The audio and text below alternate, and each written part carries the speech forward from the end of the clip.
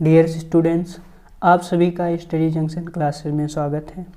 आज हम लोग क्लास 12th वेक्टर अलजेब्रा सदिश बीजगणित चैप्टर नंबर 10 एक्सरसाइज 10.1 और एनसीईआरटी और यूपी बोर्ड के लिए पढ़ेंगे मैथ।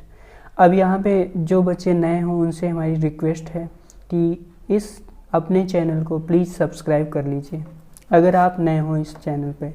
तो क्वेश्चन नंबर 1 देख रहे हैं कि कह रहा है कि उत्तर से 30 डिग्री पूर्व में 40 किलोमीटर के विस्थापन का आलेख निरूपण करो। तो देखो पहले ये समझ लेते हैं विस्थापन कैसी राशि। विस्थापन सदिश राशि बट दूरी कैसी राशि, अदिश राशि। ठीक बच्चों, अब यहाँ पे पहले तो हम लोग दिशाएं समझ लेते हैं, इसको पूर्व, पश्चिम, उत्तर, दक्षिण। अब क्वेश्चन में कह रहा है उत्तर से 30 डिग्री, तो उत्तर से हम लोग कितना 30 डिग्री चलेंगे, कहाँ, पूर्व में, तो पूर्व इधर है। अगर बोलता पश्चिम तो पश्चिम इस साइड में होता है।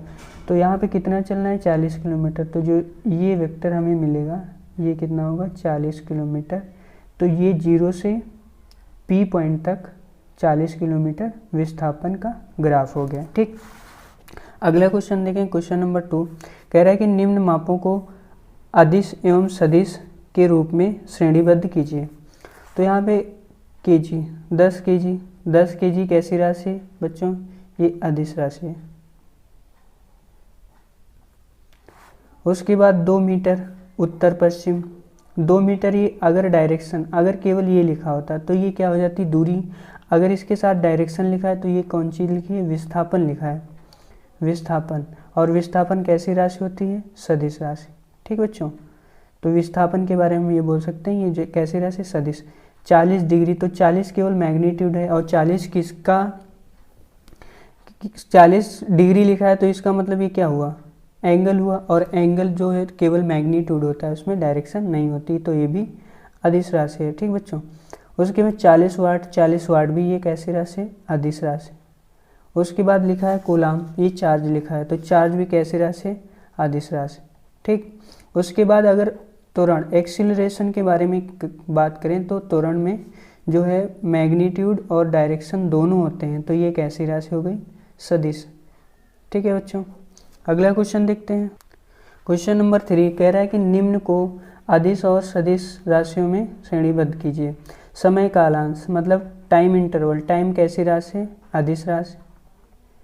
दूरी कैसी राशि है, अदिश राशि। दूरी में केवल परिमाण होता है, बल का मात्रक न्यूटन होता है, और हमें पता है कि ये कैसी राशि है, सदिश। अगर मान लीजिए कोई ब्लॉक रखा है, ठीक है बच्चों, ये ब्लॉक रखा है, अगर तुमसे ये बोला जाए इस ब्लॉक को पुश करना है तो तुम्हारा ये पहले ही क्वेश्चन होगा ये किस साइड में पुश करें, मतलब ये तुम पूछ रहे हो कि इसकी डायरेक्शन क्या होगी। तो मैग्नीट्यूड तो पहले जो तुम उस पर फोर्स लगाओगे वो मैग्नीट्यूड होगा, और प्लस डायरेक्शन भी पूछोगे कि लेफ़्ट टू राइट पुश करें या राइट टू लेफ्ट पुश करें, या अप टू डाउन मतलब नीचे की ओर कंप्रेस करें, या ऊपर से नीचे की ओर कंप्रेस करें। तो बल कैसी राशि है, याद रखना बच्चों, ये कैसी राशि है, सदिश राशि। वेग कैसी राशि है, ये हमारी राशि है, सदिश। अगर ये बोल दे कि गति के बारे में बोल दे तो गति जो है हमारे बच्चों अदिश राशि है, लेकिन वेग कैसी राशि है, सदिश। डियर स्टूडेंट्स, क्वेश्चन नंबर ये वाला हमने पूछा था कि कार कैसी राशि है, अदिश। अब क्वेश्चन नंबर 4 देखें। क्वेश्चन नंबर 4 में लिखा है संलग्न आकृति में निम्नलिखित सदिशों को पहचानिए। सह आदिम की डिफिनीशन ये बोलिए कि ऐसे दो वेक्टर जिनका इनिशियल पॉइंट सेम हो। तो देखो ए वेक्टर और डी वेक्टर ऐसे हैं जिनका इनिशियल प्रारंभिक बिंदु एक ही है। उसके बाद समान सदिश के बारे में ये बोला गया है कि ऐसे दो वेक्टर जो परिमाण में समान हो और दिशा भी समान होनी चाहिए। ठीक, तो ऐसे वेक्टर्स को हम क्या बोल सकते हैं, समान सदिश। अब देखेंगे डी वेक्टर की डायरेक्शन नीचे की ओर है, और डी वेक्टर ये इसकी डायरेक्शन नीचे की ओर है, बी वेक्टर की डायरेक्शन भी नीचे की ओर, मैग्नीट्यूड भी दोनों का इक्वल है क्योंकि क्वेश्चन में दिया गया स्क्वायर है। अब संरेख परंतु असमान, संरेख की डिफिनीशन क्या होती है कि ऐसे दो वेक्टर्स जिनकी जो एक किसी लाइन के पैरेलल हो। तो देखो संरेख असमान होने चाहिए। अब यहाँ पे संरेख हो, संरेख का मतलब दो वेक्टर ऐसे होने चाहिए पैरेलल और उनकी डायरेक्शन अपोजिट होनी चाहिए और मैग्नीट्यूड भी दूसरा होना चाहिए।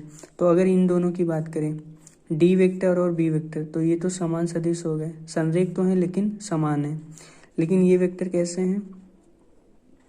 ये वेक्टर ऐसे हैं जो संरेख हैं और असमान हैं। क्यों? इनकी डायरेक्शन अपोजिट है। तो A vector and C vector are संरेख परंतु असमान। क्वेश्चन नंबर 5 देखेंगे, सत्य और असत्य के रूप में लिखना है। क्वेश्चन नंबर 5 में पहला लिखा है ए तथा माइनस ए संरेख है। तो संरेख की डिफिनीशन क्या होती है? वो किसी लाइन के पैरेलल, ये ए वेक्टर हो गया और ये माइनस ए वेक्टर हो गया। तो ये एक ऐसी लाइन के जो जिसके पैरेलल, तो ये इसके भी पैरेलल है, इसके भी, तो इसका मतलब ये हमारा पहला पॉइंट सत्य लिखा है, तो ये सत्य है, ये सत्य है। उसके बाद दूसरा, दो संरेख राशियों का परिमाण सदैव समान होता है। अच्छा, संरेख का मतलब क्या होता है कि दो ऐसे वेक्टर जो पैरेलल हो, तो एक वेक्टर ये ए वेक्टर मान लीजिए और दूसरा बी वेक्टर, इसकी ये दोनों संरेख हैं, लेकिन यहाँ पे क्या लिखा है? परिमाण सदैव समान होता है। ऐसा तो कोई जरूरी नहीं है, तो ये असत्य है। ठीक है बच्चों। उसके बाद तीसरा क्वेश्चन करेंगे। कह रहा है कि समान परिमाण वाले दो सदिश संरेख होते हैं। तो समान परिमाण मान लीजिए इसका परिमाण 2 यूनिट है।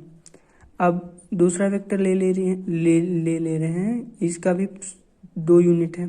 कह रहा है कि समान परिमाण होना चाहिए, वो क्या? संरेख होंगे। संरेख की डिफिनीशन क्या होती है? वो पैरेलल होने चाहिए, तो परपेंडिकुलर हो गए।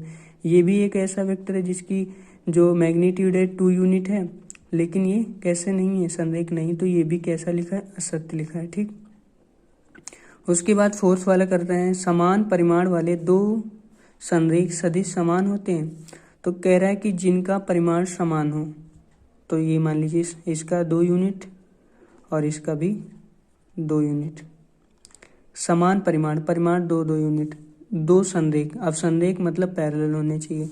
तो कह रहा है कि क्या सदिश समान होंगे? समान के क्या डिफिनीशन होती है? मैग्नीट्यूड और डायरेक्शन दोनों इक्वल होते हैं, लेकिन इसमें मैग्नीट्यूड इक्वल है लेकिन डायरेक्शन इक्वल नहीं है। तो ये भी क्वेश्चन मतलब ये भी असत्य स्टेटमेंट लिखा है, असत्य। धन्यवाद बच्चों।